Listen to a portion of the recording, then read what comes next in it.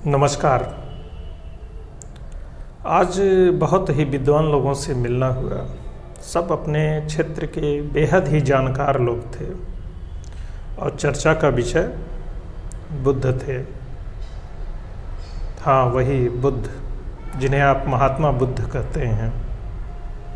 बुद्ध का अर्थ ही होता है जिसे ज्ञान प्राप्त हो जाए और लोग अपने तर्क वितर्क देते रहे और बुद्ध के बारे में तमाम तरह की बातें होती रहीं। और वर्तमान में जिस बुद्ध की बात की जाती है वह आमतौर पर एक जातीय बोध से संबंधित है, या आप यूँ कहें कि हमारे कुछ दलित विमर्श का बखान करने वाले या झंडा लेकर चलने वाले, जिन्हें नव बुद्ध भी कहा जा रहा है, वो एक तरह से बाबा साहब या बुद्ध पर अपना एकाधिकार समझने लगे हैं और एक कथित ब्राह्मणवाद के विरोध में वो बुद्ध का नाम लेते हैं और बुद्ध के नाम की कड़ी में ही वो बाबा साहब को भी ले आते हैं और इसमें कोई हर्ज भी नहीं है। नागार्जुन हो या बाबा साहब हो या वर्तमान में जो भी ज्ञान की खोज कर रहा है और नए विमर्श समाज में गढ़ने की कोशिश कर रहा है, वास्तव में उसी परंपरा का नाम बुद्ध होना है। और बुद्ध एक परंपरा है जो निरंतरता है, जिसमें मनुष्य निरंतर ज्ञान की खोज करता है और वह विवादों से दूर रहता है। दावे प्रतिदावे और न जाने क्या क्या होता रहता है, पर बुद्ध होने का अर्थ ही है मौन हो जाना। तो मेरी इस कविता में भी बुद्ध के मौन होने की बात है। मैं आपको कविता पाठ करके सुनाऊंगा नहीं, वह नीचे लिखा हुआ है, आप पढ़िए और अपने अर्थ ढूंढिए, क्योंकि ढूंढने की जिम्मेदारी आपकी है। बुद्ध एक यात्रा का नाम है जो सबके जीवन में होता है और इस यात्रा से कहीं पहुंच जाना ही बुद्धत्व को प्राप्त करना है। यह ज्ञान की एक अवस्था है जिसमें व्यक्ति बुद्ध को ढूंढता है और बुद्धू के टाँट को सुनते सुनते कब बुद्ध बन जाता है उसे भी पता नहीं चलता, क्योंकि गहरे में कोई बुद्ध होने का दावा नहीं कर सकता। वैसे भी ज्ञान जो है वो किसी सीमा को तय नहीं करता कि मैंने अंतिम सत्य जान लिया है। ज्ञान तो एक निरंतर खोज का नाम है जो एक प्रक्रिया भर है। रोज एक नए ज्ञान की खोज होती है। आज जो सत्य था वह तथ्यों और तर्कों पर कभी कभी खरा नहीं उतरता, फिर एक सत्य खंडित हो जाता है। वैसे सत्य खंडित हो जाता है यह बात सही नहीं है, क्योंकि अगर सत्य है तो वह खंडित हो ही नहीं सकता।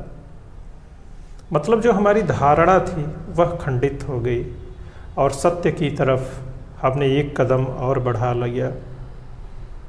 तो सत्य कब तक सत्य है? जब तक वह असत्य साबित नहीं हो जाता।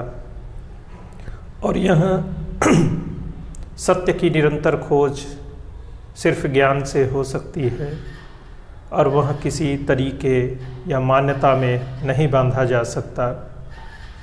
तो यह काम बुद्ध का है कि वह सत्य को खोजे और बताए भी, और लोग न माने तो मौन भी हो जाए, क्योंकि एक न एक दिन यह सत्य उजागर हो ही जाता है और बुद्ध को कोई प्रयास नहीं करना पड़ता, सिर्फ मौन होना पड़ता है। और मौन हो जाना कोई आसान काम नहीं है, क्योंकि मौन हो जाना ही बुद्ध होना है। क्योंकि बहुत सारे कहानियाँ हम जब बुद्ध के बारे में सुनते हैं कि उन्होंने इस प्रश्न का उत्तर नहीं दिया, उस प्रश्न का उत्तर नहीं दिया, और वो मौन रह गए। उस मौन में ही उस प्रश्न का जवाब था। और प्रश्न पूछने वाला अपने अहम भाव में यह सोचता रहा कि शायद उसने इतना कठिन प्रश्न कर लिया था कि बुद्ध कोई जवाब न दे सके, जबकि हकीकत यह थी कि वह प्रश्न ही नहीं था। और जब व्यक्ति मौन होकर अपने प्रश्नों पर गौर करता है तो कोई प्रश्न ही नहीं रहता। और यह यात्रा भी कुछ ऐसी ही है, जब जीवन यात्रा में हम ज्ञान की खोज में निकल पड़ते हैं तब अंततः मौन होने लगते हैं और धीरे धीरे सारे प्रश्न समाप्त होने लगते हैं। इसी खोज की परंपरा का नाम बुद्ध होना है। बुद्ध कोई एक व्यक्ति नहीं है और उन्होंने किसी धर्म संप्रदाय की भी रचना नहीं की। यह तो एक चिंतन परंपरा है जो हमारे समाज में निरंतर चली आई है। और बुद्ध की खोज भी कोई असाधारण या साधारण खोज जैसी नहीं है। यह हर व्यक्ति की अपनी खोज है और बुद्ध बनना ही है हमें। आप सहमत होइए, असहमत होइए, पर ज्ञान की खोज में तो मनुष्य को निकलना ही पड़ता है। हमारी कम क्षमताएं हों या ज़्यादा क्षमताएं हों, हम किसी न किसी स्तर पर ज्ञान को खोजते हैं। हो सकता है हमारी अक्ल इतनी ज़्यादा न हो कि एक बड़े ज्ञान को प्राप्त कर सके, पर अपने स्तर के ज्ञान को तो हमें पाना ही होना होता है और हम उसे पाते हैं। आप खुद पे गौर करिए, तो क्या आप किसी चीज़ की तलाश में नहीं हैं? या फिर आपने सब कुछ पा लिया है? तो सब कुछ पाने जैसा तो कुछ है नहीं जिसे आपने पा लिया हो। निरंतर कुछ और होने और पाने की एक वेदना, एक पीड़ा चलती रहती है और जिसे हम तलाशते रहते हैं। बुद्ध भी तो यही कर रहे हैं। बुद्ध की कथा में भी यही बात कही जा रही है कि हम कैसे ढूंढें, कैसे पाएं। और हमारी भारतीय परंपरा ही यही है, बुद्ध बनना, राम बनना। ये कोई आसान काम नहीं है, इसे एकदम कठिन बना दिया गया है। कठिन जानते हैं क्यों है? क्योंकि ये काम ही नहीं है। आपको सहज होना है, सरल होना है, सामान्य होना है। और सबसे कठिन होता है सीधी लाइन खींचना। जो सरल लाइन कही जाती है एकदम सीधी लाइन होती है, लेकिन आप खींच नहीं सकते हैं। सीधी लाइन खींचनी हमेशा कठिन होती है। तो सच्चा, सरल, सहज होना पड़ता है। आप बताइए, सही होने के लिए क्या क्या चाहिए? अच्छा, एक ईमानदारी बनने के लिए, ईमानदार आदमी बनने के लिए आप में कौन से गुण होने चाहिए? अरे कोई गुण नहीं चाहिए। कोई फैक्ट्री में डिज़ाइन थोड़ी होंगे आप।